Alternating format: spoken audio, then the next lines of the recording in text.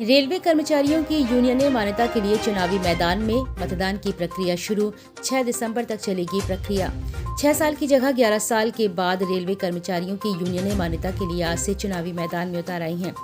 मान्यता के लिए हो रहे इस चुनाव में मतदान की प्रक्रिया शुरू हो गई है। यह प्रक्रिया 6 दिसंबर तक चलेगी। वर्तमान में रेलवे में नॉर्थ सेंट्रल रेलवे एम्प्लॉयज संघ तथा north central railway men's union ही मान्यता प्राप्त है। दरअसल नियम के अनुसार जिन यूनियनों को 35% या इससे अधिक मत प्राप्त हो जाते हैं, वही यूनियन सरकार से बातचीत करने और कर्मचारियों के मुद्दे को लेकर सरकार से मुलाकात करने के लिए वैध मानी जाती है। इसके अलावा इस चुनाव में कई अन्य रेलवे कर्मचारियों की यूनियन भी मान्यता के लिए संघर्ष करते हुए चुनावी मैदान में है। इस चुनाव को लेकर नॉर्थ सेंट्रल रेलवे एम्प्लॉयज संघ के सचिव भानु प्रताप सिंह चंदेल ने बुधवार समय करीब शाम 4 बजे बताया कि NCRES रेलवे कर्मचारियों की सबसे बड़ी समस्या पेंशन को लेकर चुनावी मैदान में है। हमारे संघ की मांग है कि रेलवे कर्मचारियों को OPS यानी ओल्ड पेंशन स्कीम लागू की जाए, लेकिन सरकार इसके बदले नई पेंशन स्कीम और UPS दे रही है, जो हमें स्वीकार नहीं है।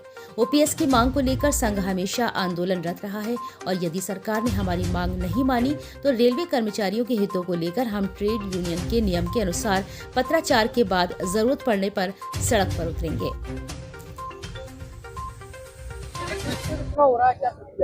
ये रेलवे की यूनियन के मान्यता के चुनाव हैं जो पूरे भारतवर्ष में एक साथ हो रहे हैं।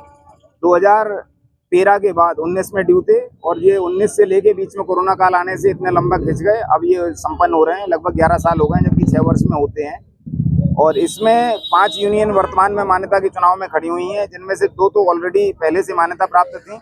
एक हमारी NFIR NCRES, दूसरी एक और सिस्टर यूनियन है लाल झंडे वाली, वो दोनों मान्यता में थी। बाकी 3 और दल खड़े हुए हैं, वो चुनाव के लिए प्रयासरत हैं अपनी अपनी मान्यता के लिए संघर्ष करने के लिए। कर्मचारी हितों के लिए सभी लोग मैदान में हैं, लेकिन वर्तमान में NCRES जिस मेन बिंदु पे लड़ाई लड़ रही है वो है NPS UPS के इशू को लेके। मांग है हमारी OPS की, और उन्होंने UPS के रूप में जो दिया है वर्तमान में भारतीय सरकार ने, उससे हमारे सभी कर्मचारी असंतुष्ट हैं। और NCRES NFIR ये प्रतिबद्ध है इस बात को लेके कि बिल्कुल पुरानी पेंशन की तरह जो हमारे अधिकार हैं वो हम लेके रहेंगे।